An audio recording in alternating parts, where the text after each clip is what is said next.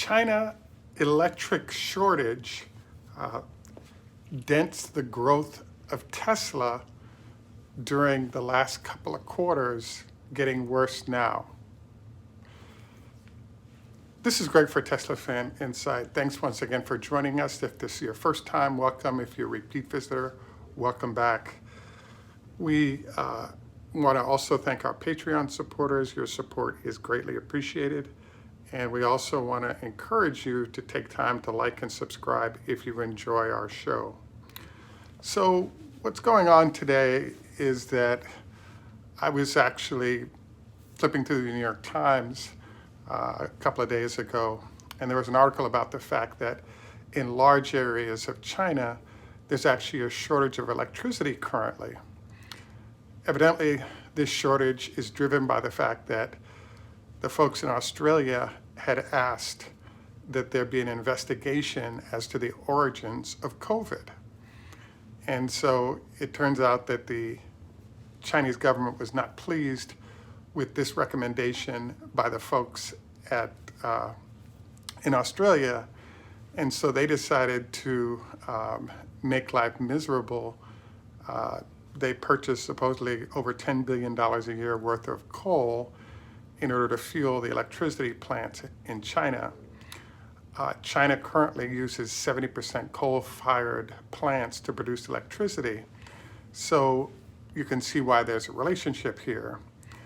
There's a further thing going on, which is that what we noticed is that all of this sort of coal battle started in the May-June timeframe of this year between the two countries. And one of the stories highlighted by the New York Times is that there are sort of coal ships from Australia that have been sitting for as long as 6 months, waiting to offload that coal into China, and that's not been occurring. So a few sort of questions popped up to mind, which was, well, where are these electricity shortages happening? Are they starting to affect Tesla? One of the quizzical things that happened to Tesla was prior to like June 1st, there were 3 to 4 week waits, maybe even 6 week waits for those ordering the Model 3s built in China. After, let's say, the June 1-ish time frame, there was a switch up where the production capacity was rising for the Shanghai facility for Tesla, while at the same time, the delivery times were dropping, and so they went from a $2,500 down to a $250 down in a very short time to turn around vehicles. So it turns out that if you look at the information that's out there, there's a phenomenon that seems to be happening where buyers have moved into the mode of saying, we don't know if we can get electricity for our vehicles, so therefore we're trimming our purchase of electric vehicles, including Tesla, as part of that process, is what seems to be occurring. And we're going to find out more about those numbers as we get into what's happened for the quarter, and we'll find out what those numbers are currently.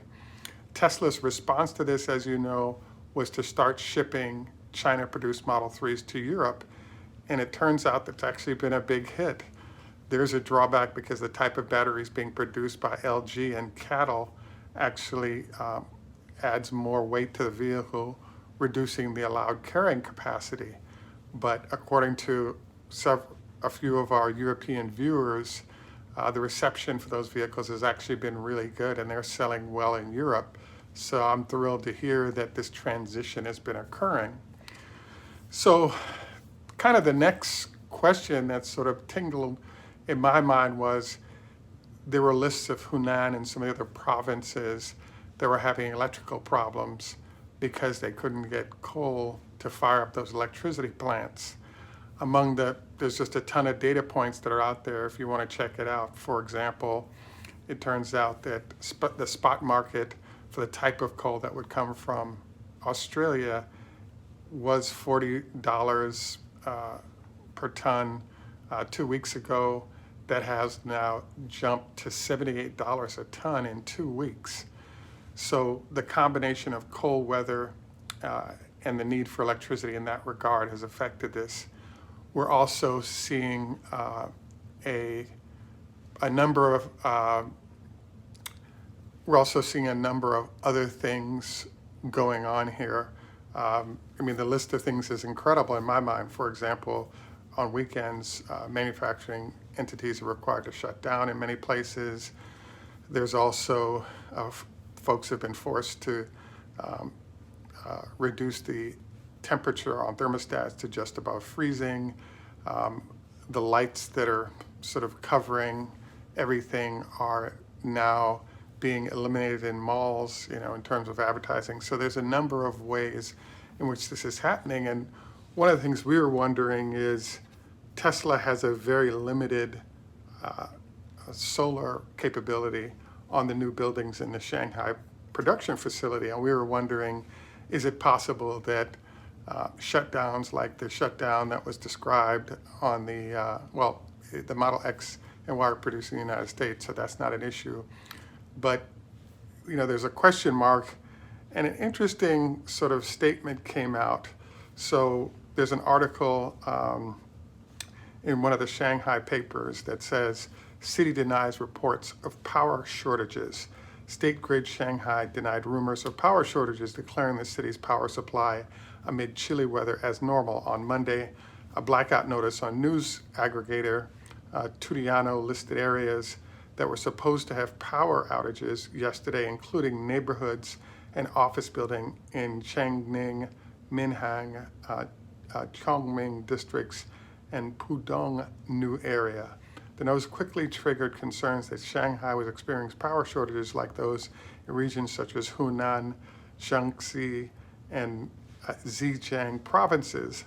State grid officials later clarified the planned power outage method in this notice was part of daily safety maintenance operations, which wasn't because of poor power outages and would likely have a limited impact. Moreover, the area listed in the notice was only the approximate range of possible blackouts, which may be adjusted based on conditions. The city's current maximum power load is 26 million kilowatts, and maximum power supply capacity is 29 million kilowatts. This month, due to increased industrial output and cold weather, power demand in Hunan, Shaanxi, and Zhejiang has reached new highs. Measures such as reducing power to businesses and general energy conservation have been taken by local governments.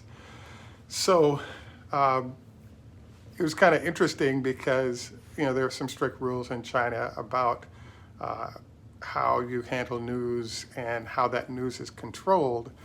But the read that we have of this is that everybody seems to be affected, including Shanghai and potentially Tesla's production facilities. So the thing that's popping up right now is when it comes to China, there's an idea in business called caveat emptor, or buyer beware.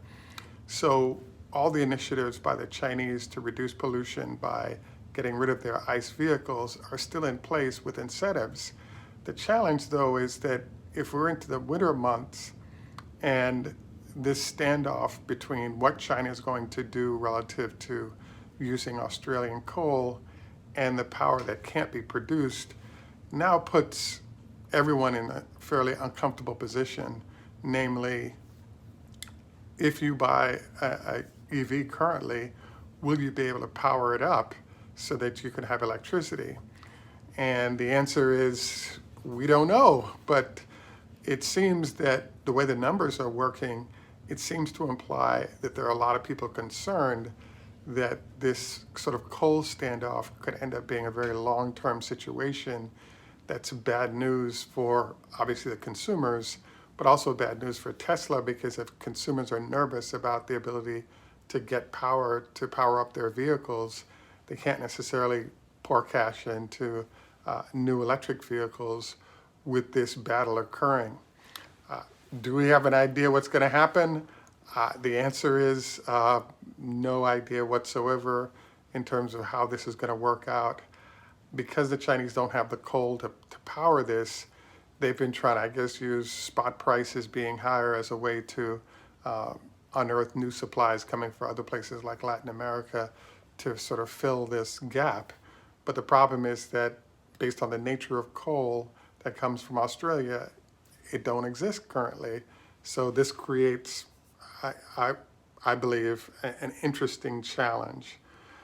The folks at Tesla have not sort of dove into this at all, and we expect them to perhaps show a little bit of what's going on because, yes, we do have a problem with, we do have a problem currently with power, both for producing vehicles and power for those individuals. There could be a silver lining here because Tesla has one of the largest sort of, they announced in June that they were going to double the amount of charging station they had. And so the question that comes up is, might the charging station that Tesla has help solve this problem? And therefore, you have a really interesting situation where consumers could possibly power their homes from their vehicles. I think it's 2 kilowatts a day for the average home, but I don't know about condos and how that might work. But in general, there's this interesting, how is this going to play out? And it seems like in that market, Tesla has an advantage because if in fact the superchargers are still working even in power low areas, might it end up with Tesla all of a sudden getting a lot of new customers that need power in order to move around, and they can't get it from competing entities, and they can't get it from the regular grid? And is Tesla being allowed to continue to use power to power up the electric vehicles that they're producing via the grid? So the answer we're coming up with is, at this point, it's an unknown where we're at, but I think it's worth noting because it seems that the Chinese consumers are girding themselves for a long-term battle between Australia and China. And if this happens, we could really see a decline in sales. Now, we decided to look at this particularly because right now we're all focused on what's going to happen with the numbers for the quarter. And the question mark that comes up is that, it's clear that in terms of Model 3 production, the Chinese market is sort of temporarily satiated, even if the Model Ys, which don't start production until January, are in a backlog situation with people waiting on the domestically produced vehicle. So I'm hopeful. I mean, the good thing about it is Tesla does have the benefit of being able to ship those vehicles to Europe if they aren't selling in China. But I really think this is an unfortunate situation. And as we're ramping production in China, I think that there's a real need to get this power thing figured out.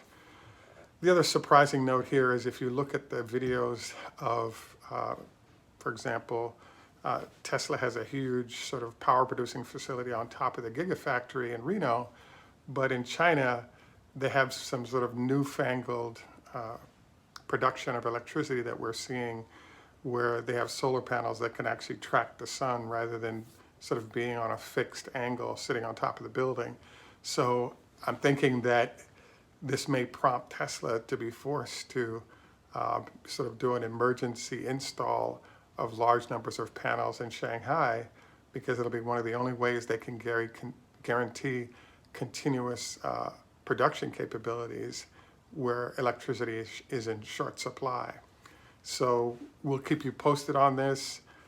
I think it's actually a really important situation because if in fact sales have taken a severe dip, and production is affected by this as well, that's really significant and could affect how the numbers are going to play out for the quarter and for the year.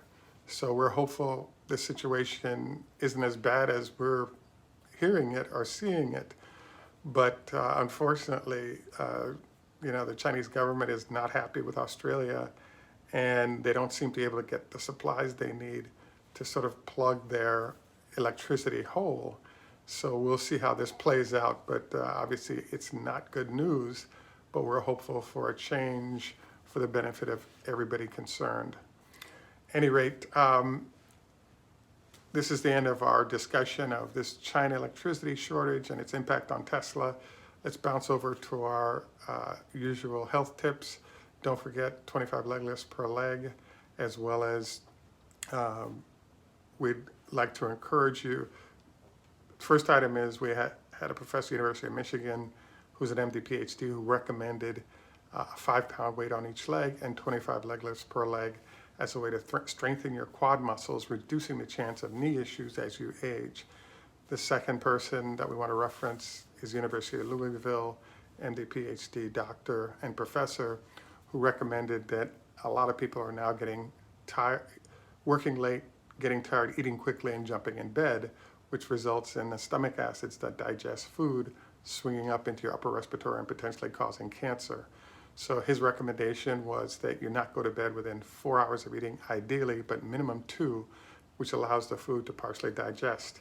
Speaking of the digestion, there was another of our sort of doctor advisory board that recommended that you not eat anything but a very small meal prior to engaging in romantic activities. The reason is a small salad takes very little digestive consumption and therefore very little blood flow. And so if you go for the heavy meal and then lovemaking, you might end up with not as pleasant experience because there's a multi-draw on blood flow there that might occur. Third thing to remember is at least a 30 SPF or better recommended by a doc at the NIH that we interact with. And then finally for today, just a reminder, no more than once a week fried foods. Our kidney doc recommended this based on the fact that your body will likely store those fried foods near your organs, which is one of the sort of precursors to type 2 diabetes.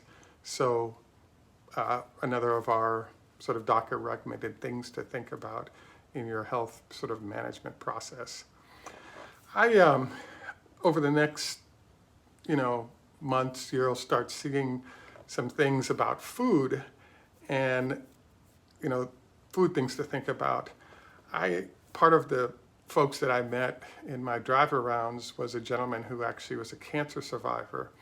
And one of the things he said to me was, there's a problem that people don't realize, which is, for example, in third world countries, we would often sort of cut open a grapefruit and just eat the grapefruit, both the juice as well as the fiber.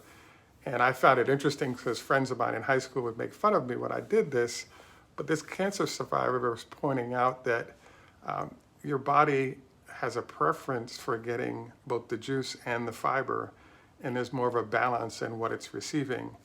The shot of straight grapefruit juice, orange juice, whatever it is evidently very hard on the body, and therefore it's recommended that you consider this different form of consumption when it comes to food.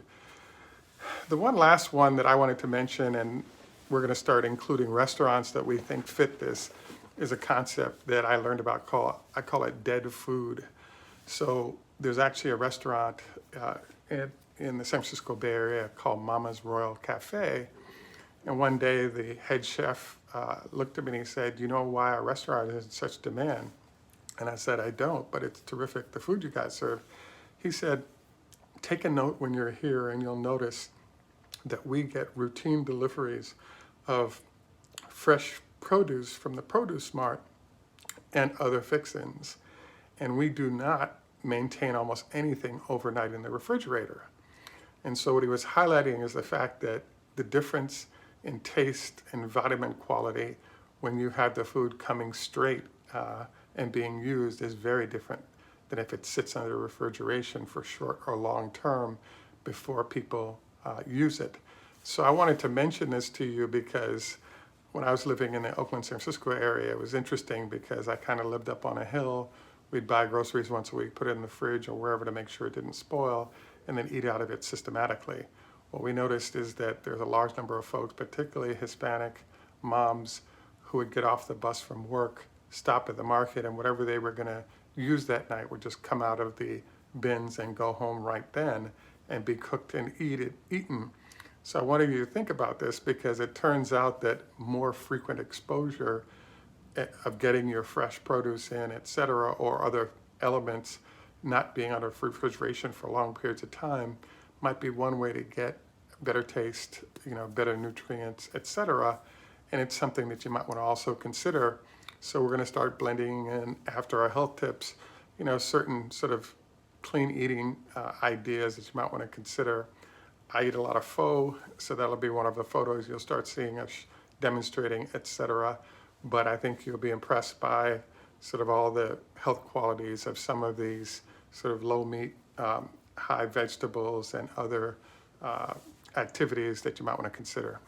Anyway, this is Greg for Teslafaninsight. Thanks for joining us. Tschüss German, au revoir French, le hitro, Hebrew, Khoda Hafez Farsi, hey do Swedish, ni hao ma, hello in Chinese, Zdravstvuyte, hello in Russian, hey do Japanese, namaste Hindi, Zdravstvuyte Russian, and in Jamaica we say enough respect, walk good man.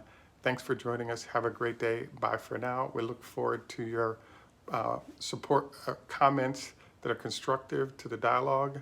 And please take time to like and subscribe. Have a great day. Bye for now and happy holidays.